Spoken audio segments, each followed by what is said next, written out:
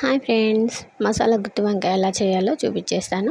First అయితే pan తీసుకొని అందులో 2 టేబుల్ స్పూన్లు పల్లీలు అయితే బాగా ఫ్రై చేసుకున్నాను అనమాట. నేను 1 టేబుల్ స్పూన్ ధనియాలు కూడా తీసుకొని ఫ్రై చేసుకుంటా. తర్వాత 2 టేబుల్ స్పూన్లు నువ్వులు కూడా తీసుకొని అందులో యాడ్ చేసుకొని బాగా ఫ్రై చేసుకుంటా అనమాట. గోల్డెన్ బ్రౌన్ కలర్ వచ్చిందాక ఫ్రై చేసుకున్న తర్వాత నేనైతే కొంచెం ఎండు కొబ్బరి కూడా తీసుకొని యాడ్ చేసుకొని ఫ్రై చేసుకుంటా అనమాట. అవి బాగా ఫ్రై అయిన తర్వాత కొన్ని కాజు కూడా నేను తీసుకొని బాగా ఫ్రై చేస్తాను. అవి ఫ్రై అయిన తర్వాత మిక్సింగ్ బౌల్లో తీసుకొని మిక్సింగ్ బౌల్లో వేసి అవి మంచి ఫైన్ పౌడర్ లాగా ఇది పౌడర్ చేసుకున్నాను అనమాట. అవి చూడండి, ఇలా మెత్తగా పౌడర్ లాగా అయిపోతుంది. పౌడర్ లాగా అయిపోయిన తర్వాత ఒక పెద్ద సైజు టమాటా కూడా తీసుకొని నేను యాడ్ చేసుకున్నాను. ఒక ఆనియన్ కూడా తీసుకొని యాడ్ చేసుకున్నాను అనమాట. ఒక 3 పచ్చిమిర్చి కూడా యాడ్ చేసుకున్నాను. 4 వెల్లుల్లి రెమ్మలు కూడా తీసుకున్నాను అనమాట. కొంచెం ఉప్పు, కొంచెం కారం, కొంచెం పసుపు కూడా యాడ్ చేసుకొని కొంచెం నేనైతే కొత్తిమీర కూడా తీసుకుంటాను. కొత్తిమీర వేసేసి కొన్ని వాటర్ అయితే పోస్తాను.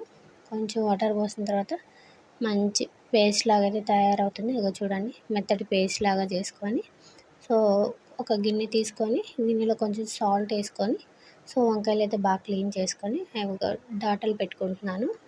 అవన్నీ అలాగే డాట్లు పెట్టేసుకుంటాను ఒక్కొక్కటి. అట్లా డాట్లు పెట్టుకున్న తర్వాత అందులోకి మంచిగా పేస్ట్ అయితే యాడ్ చేస్తాను అనమాట. వంకాయల్లోకి మంచిగా పేస్ట్ యాడ్ చేసి బాగా అన్నీ పేస్ట్ పట్టించేసి ఫస్ట్ అయితే నేను మళ్ళీ ప్యాన్ పెట్టుకొని పోపు వేసేసుకుంటున్నాను అనమాట.